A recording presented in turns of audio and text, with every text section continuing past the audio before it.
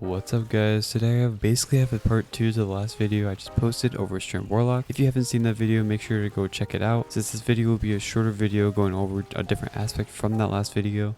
The build I am changing up from the last video is the Swarmers build. I am not going to be changing the Necrotic Grip build because in my testing, the Wander felt great with Necrotic Grips and it just felt like it fitted. This is because it gives it another source of suspension, and also I really don't think it needs the damage from the tangles. Since the poison and unraveling will already be doing so much damage and spreading constantly, I really don't think you need the damage from the tangles. If you want to learn more about that build, make sure to go check out my last video. The link will be in the description down below. One more thing before we get into it.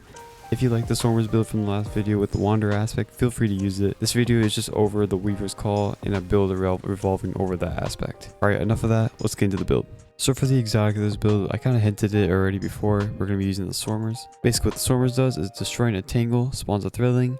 Your Threadlings unravel targets that they damage. With this build, we're going to be spawning tons of Threadlings, so this is going to be very nice and just going to keep that unraveling going and proccing and spreading. For the subclass, we're using the Broodweaver Strand subclass on Warlock. For the super, we're using Noodle Storm, we're using Healing Rift, Burst Glide, Arcane Needle, and Threadling Grenade.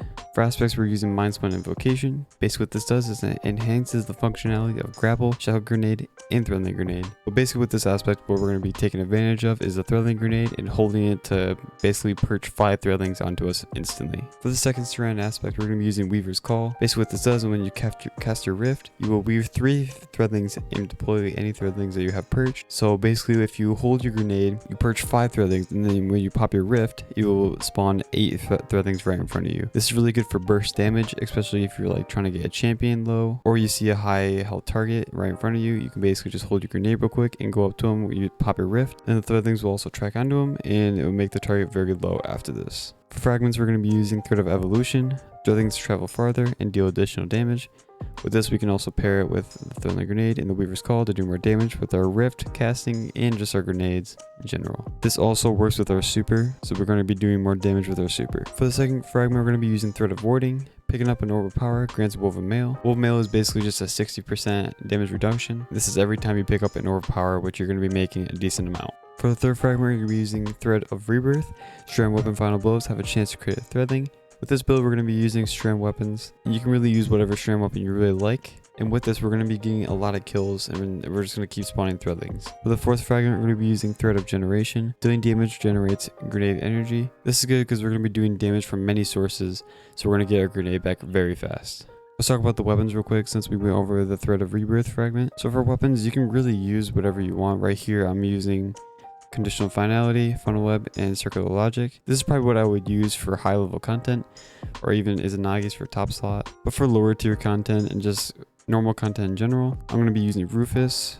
Rufus's Fury. It's from the Root of Nightmares raid. Having demo on this weapon is really good because it would just help keep your grenade flowing and up all the time. I'm just using a wave frame as a secondary for this one. And we're just using Leviathan's Breath, which is just any, you can really use any hard hitting heavy you really want. For the artifact mods, we're going to basically be using only 2 right here. It's going to be Strand Soldier and Improved Unraveling. You can also use Technicolor Siphon if you really like to.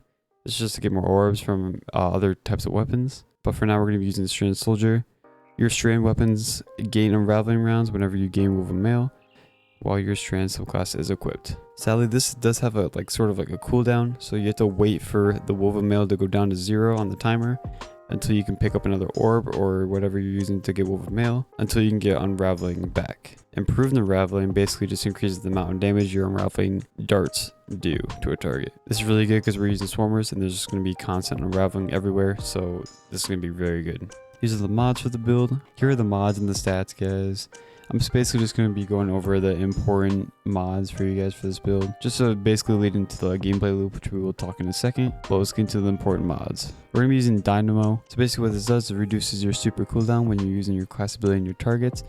Since we're using Weaver's Call now, you're going to be using your class ability a decent amount, especially with the kickstart that we're going to be getting into later. And you're going to get a chunk of your super every time you pop your Healing Rift next to enemies. Also just using Harmonic Siphon, just a bonus right here on the helmet just to get us more orbs. For the gauntlets, I think all 3 of these are really important, so we're going to talk about all 3. So we're going to be using Impact Induction. Causing damage with a melee attack reduces your grenade cooldown. So if we're just almost there, we can throw a melee. We have 3 melee charges, so we can throw a melee if we have it, and we're going to get our grenade back. Then we have bolstering detonation, grants class ability energy when you cause damage with a grenade. This also ties in with firepower. Your grenade final blows create orbs of power. These basically work together pretty well, because when we do throw a grenade and not consume it, it's going to give us class ability instantly, and if it gets a kill as we throw it, it's going to get an orb power. And that orb power will then feed back into our rift. We'll also talk about this in the gameplay loop once we get to that point. For the chest piece real quick, we're just going to be using a resist mod and charged up just to get us another stack of armor charge. For the legs, we're going to be using 2 armor charge mods. We're using stacks and stacks and elemental charge. Basically these just work together. So since we're not going to be using the wanderer, we're just going to be destroying our tangles a lot or even throwing them.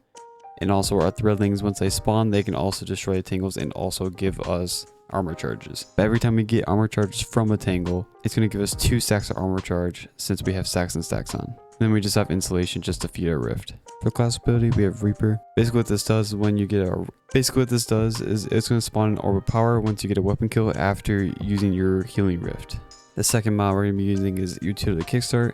So basically when we have armor charges on stacks on the left side of your screen, you're going to get a decent amount of your rift every time you use it. Then we're going to be using bomber just to give us a little bump to our grenade after we pop our healing rift, which would be a decent amount. You can also swap out one of these mods. I'd probably say bomber with powerful attraction if you have the slots. Basically what this does is when you use your class ability, everything around you, all the orbs around you will be picked up instantly. So they can just feed back into the build. From the get-go, you can really see the stats already when we're going over the mods. But here are the stats. I'm going to be using resilience, discipline, and recovery the most. Instead of discipline, you can probably build it fully into recovery just because we're using Reaver's Call, but I am a big discipline person, so I build into discipline first before doing anything else. So for the gameplay loop of this build, basically what you want to do is you want to hold your grenade, your Threadling grenade. You will perch 5 Threadlings onto you, and with that you're going to be shooting enemies with your Strand weapon to proc Thread of Rebirth, to also get Threadlings off of the weapon kills, and also generate grenade energy with Thread of Generation. Once you get your grenade back, you're going to consume it again because all your threadlings will be gone by shooting enemies with your Strand weapon. And then what you do with that is with the Weaver's Call, once you see a high value target or a high health target, you'll use your rift and it will spawn 8 threadlings, which will track out and damage that yellow bar. Once this happens, you're going to get another weapon kill to spawn an orb of power with Reaper. And once you get your grenade back, you're going to throw it, not consume it this time. Once you throw it, it's going to proc bolstering detonation and also firepower. And it's going to give you healing rift energy and then an orb of power. Or the orb of power and the rift will feed back into your utility kickstart, and also destroying tangles will also feed back into your utility kickstart. With this, you're going to be getting your rift a lot faster, and whenever you pick up orbs, you'll get more rift energy. And also when picking up orbs, you'll get a 60% damage reduction with Thread of Warding, and all your Threadlings will be doing more damage with Thread of Evolution and also Unraveling. And just keep doing that cycle over and over again.